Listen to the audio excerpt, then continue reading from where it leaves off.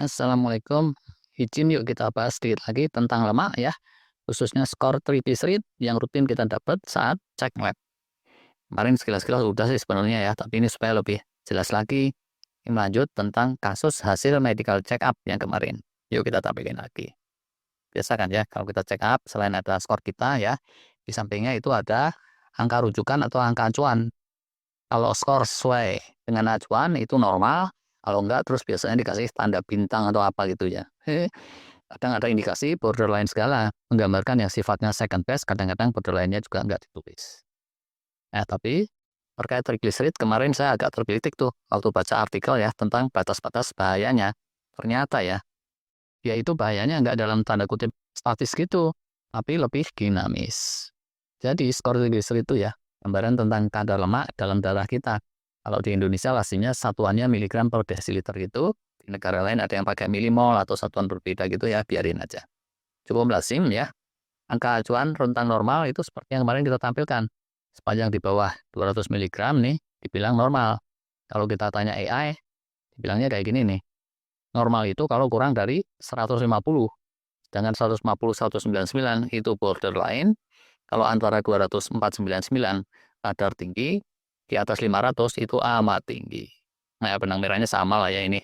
Cuma demi menjaga psikis pasien tuh si lab tertentu nggak bilang borderline gitu. Pokoknya di bawah 200 dia bilang masih oke lah gitu. Kalau tinggi banget itu tuh jelas bahaya ya. Skor 500 ke sono, wah ekstrim banget. Tapi batas bahaya tuh nggak statis kayak gitu. Itulah yang kemarin saya baca ya, didiskusikan beberapa pakar. Nah, kalau juga sih, misal nih, DIN skornya 202, sedangkan UCOC 200 kurang 2 alias 198. Apa iya? Si Udin ini jauh lebih berisiko daripada UCOC. Nah, kan skornya cuma beda 4 poin doang. Tiap dokter tuh ya yang kompeten mungkin akan menganggap nih dua-duanya betty. Si Udin akan dibilang tinggi triglyceridnya, UCOC pun akan dibilang tinggi juga. Lalu masih di borderline tapi dia kan udah mentok tuh, ya kan? Nah, tapi tinggi segitu tuh bahaya apa enggak? Kalau sekedar tinggi, rendah, itu kan serasa kayak akademis saja ya, kurang bermakna. Ternyata di zaman kekinian, acuan seperti ini dianggap perlu enhancement atau penajaman. Untuk tahu seberapa bahaya atau tidaknya, ini mesti disandingkan dengan skor lain, khususnya kolesterol dan gula darah. Atau bisa juga dibilang, acuan triglycerid itu sifatnya tidak statis kayak di laporan hasil lab, tapi dia itu dinamis.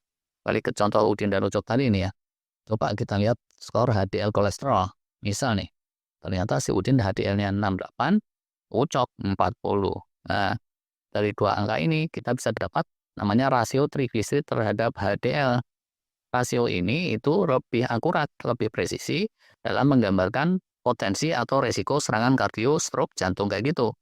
Ternyata ya, Ucok itu lebih tinggi loh resikonya daripada Udin kalau HDL-nya kayak gini. Bisa di-googling lah pendapat pakar ya kalau belum percaya. Rasio trigliserid terhadap HDL. Nah, jadi kemarin itu ada pakar mengusulkan demi supaya lurus sama rasio ini, maka bagus enggaknya trigliserid itu mestinya bisa dinamis saja, bersifat relatif terhadap skor HDL dan bukannya berdiri sendiri. Kalau kita tanya AI itu ya, acuan level bahayanya untuk rasio trigliserid HDL kira-kira seperti ini. Rasionya kalau 2 atau kurang dari 2 itu skor optimal. Kalau rasio antara 2 sampai 3 risiko sedang ya, mulai ada indikasi resistensi insulin, tapi bukan artinya yang dekat banget sama potensi serangan. Sedangkan kalau skor di atas 3, ini udah nyata-nyata resistensi insulin dan atau indikasi sindrom metabolisme yang serius dan risiko terhadap kemungkinan serangan kardio jantung stroke itu juga semakin tinggi akan semakin gak karuan. Dan ini jangan dikira yang jelek skornya cuma orang-orang tua loh. Anak-anak muda ya di bawah umur 30 coba aja dilihat hasil labnya. Yang rasionya 4 atau lebih itu bukan 1-2 orang. Utamanya kalau di kota-kota besar ya, di mana orang banyak makan terus-terusan dan asupan gula karbonya enggak diatur. Nah, yang udah mengkhawatirkan tuh ya, kalau naik tangga dikit aja udah ngap-ngapan, itu bisa aja rasionya 5 kali atau 7 kali gitu. Atau lebih. Nah, ngeri tuh kalau jauh di atas 4 kali. Nah, dari acuan ini bisa dibikin acuan bahayanya trigliserid. Kurang lebih seperti di tabel ini. Ini belum jadi acuan standar, tapi makin ke sini ya, di benaknya para dokter yang meriksa hasil lab, kalau dia kenal rasio trigliserid HDL tadi, matematikanya ya pasti sama dengan ini. Skor trigliserid ngeri itu kalau sampai 4 kali atau lebih dari skor HDL. Bahkan 3 kali aja dari skor HDL itu udah bahaya, apalagi kalau dibarengi faktor gula dan faktor usia. Yang ideal itu kalau skor trigliserid cuma 2 kali skor HDL atau kurang dari itu. Kalau antara 2 dan 3 ya udahlah, itu borderline gitu. Belum bahaya benar tapi kurang optimal, udah tanda-tanda. Terus ya, ada lagi kesimpulan bahaya enggaknya itu dalam kaitannya dengan kadar gula. Ini lazimnya dihitung sebagai TYG index yang kemarin. Hitungnya nggak main bagi jebret kayak rasio tadi sih. Ini logaritmis hitungnya ya. Di internet banyak tuh yang nyediain kalkulatornya. Kalau mau ngitung sendiri, rumusnya juga gampang didapat. Asalkan ada skor gula puasa dan trigliserid puasa dalam satuan miligram per desiliter, kalau di kita, ya dapatlah indeks TYG-nya. Kalau indeksnya di bawah 4,68, nah itu masih oke lah. Kalau ideal banget sih pastinya di bawah 4,49. Sedangkan antara 4,49 sampai 4,68 itu udah tanda-tanda resistensi insulin dikit-dikit, borderline. Nah, kalau di atas 8,53 WD, ini yang udah nyata-nyata diabetes kelas serius dan atau fatty liver tas berat juga.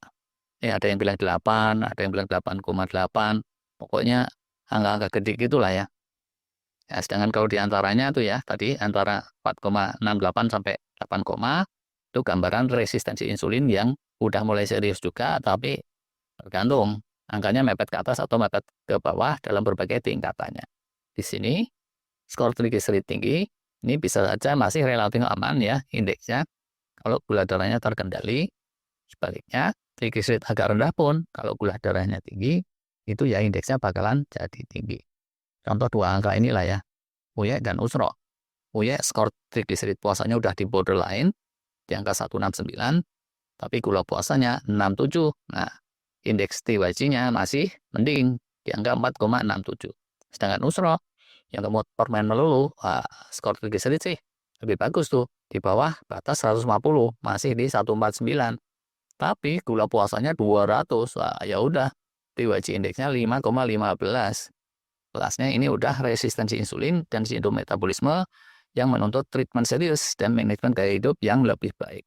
Ini jauh lebih jelek daripada Uye yang sebetulnya secara trigliseridnya toh dia lebih tinggi. Oke, gitu deh. Kira-kiranya ini lanjutan dari studi kasus hasil check up kemarin ya. Kalau penonton ada yang punya pendapat lain silakan aja untuk komen. Mau tanya juga boleh ya. Kalau bisa dijawab, insya Allah nanti akan kami jawab. Singkat kata ya, kalau trigliserid itu kalau tinggi banget jelas bahaya pertamanya itu. Sedangkan kalau pas-pasan, tinggi dikit di luar batas atau mendekati ambang batas, itu bisa tetap bahaya kalau dibarengi HDL rendah. Tetap jelek juga kalau dibarengi gula darah yang tinggi. Jelek dan bahaya kalau dibarengi dua-duanya tadi itu. Gitu tuh yang kemarin saya simak dari sharingnya para pakar. Terima kasih.